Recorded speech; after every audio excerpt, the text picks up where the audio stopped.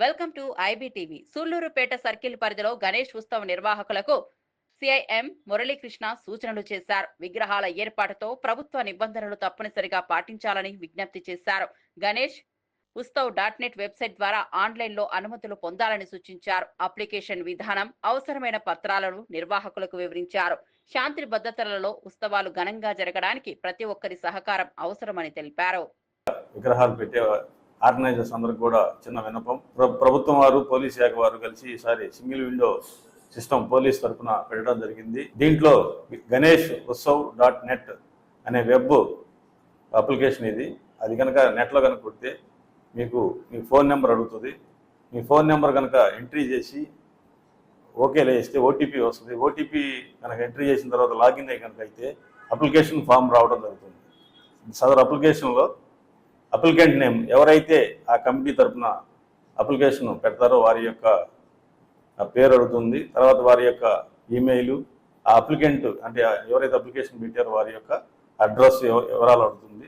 అదేవిధంగా ఆ యొక్క ఉత్సవ కమిటీ పేరు, గణేష్ ఉత్సవ కమిటీ సూళ్లూరుపేట, బాపూజీ నగర్, ఇలా తడ ఏ ప్రదేశానికి వాళ్ళకి ఒక పేరు ఉంటుంది కాబట్టి ఆ పేరు ఎంట్రీ చేయాల్సి వస్తుంది. తర్వాత మీరు ఎక్కడైతే వినాయక విగ్రహాన్ని పెట్టాలనుకుంటున్నారో ఆ ఇన్స్టాలేషన్ ప్లేస్ అడుగుతుంది. టెంపుల్, అపార్ట్మెంటా, రోడ్డా, ప్రైవేట్ ప్లేస్, అదర్సా అని ఇట్లా అడుగుతూ ఉంటుంది.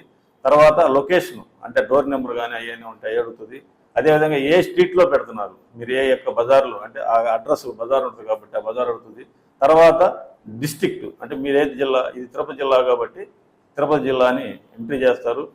తర్వాత సూళ్లూరుపేట సర్కిల్ పరిధి అంతా కూడా నాయుడుపేట సబ్ డివిజన్ కాబట్టి సబ్ డివిజన్ అడిగినప్పుడు నాయుడుపేట అని ఎంట్రీ చేసినప్పుడు రైట్ సైడ్లో మీకు పోలీస్ స్టేషన్, ఏ పోలీస్ స్టేషన్ అడుగుతుంది. మీరు సూళ్లూరుపేట అయితే సూళ్లూరుపేట, తడ అయితే కనుక Tada police station, Sriharikota police station entry చేస్తారు.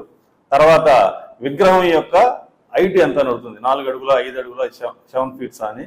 తర్వాత మండపం యొక్క హైట్ అంటే ఒక 5 అడుగులు, సుమారు 5 అడుగుల విగ్రహం కనుక పెట్టినట్టయితే మీరు 10 అడుగుల ఎత్తులోనూ ఎంతో మండపం పెడతారు కాబట్టి ఆ వివరాలు నమోదు చేయవలసి ఉంటుంది. ఈ తదుపరి ఈ కమిటీ వారి యొక్క ఒక ముఖ్యమైన ఒక 5 మంది యొక్క పేర్లు, వారి యొక్క ఫోన్ నెంబర్స్ కూడా ఎంట్రీ చేయడం జరుగుతుంది. ఎంట్రీ చేసిన తర్వాత మీరు నిమజ్జనం ఏ తేదీన చేయదలుచుకున్నారు. ఉదాహరణకి 5వ రోజు అయితే 27వ తారీఖు పండగ వస్తుంది కాబట్టి 31వ తారీఖు నిమజ్జనం చేస్తున్నాం.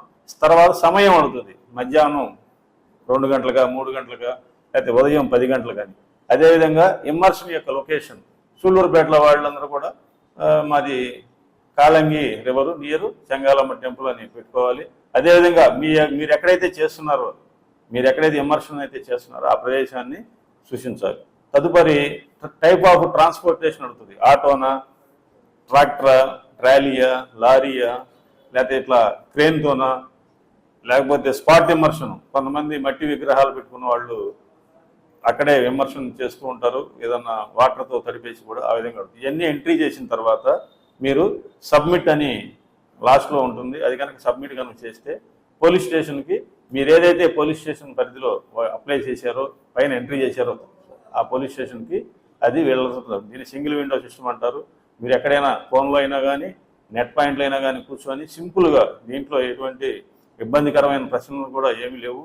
మీరు కనుక ఇవన్నీ వివరాలు కనుక ఒక 5 మంది ఆర్గనైజర్స్ పేరు, ఎవరైతే ముఖ్యమైన ఆర్గనైజర్ ఉంటారో అప్లికేషన్ పెట్టే వారి యొక్క పేరు, ఈమెయిల్ అడ్రస్, వారి అడ్రస్, కమిటీ పేరు, బొమ్మ యొక్క హైటు, మండపం హైటు, మీరు పెట్టే ప్రదేశము, ఎప్పుడు చేయాలనుకుంటున్నారు, ఎలా ట్రాన్స్పోర్ట్ ఏ విధంగా తీసుకెళ్లాలనుకుంటున్నారు, ఈ వివరాలు కనుక గుర్తుపెట్టుకుంటే చాలు.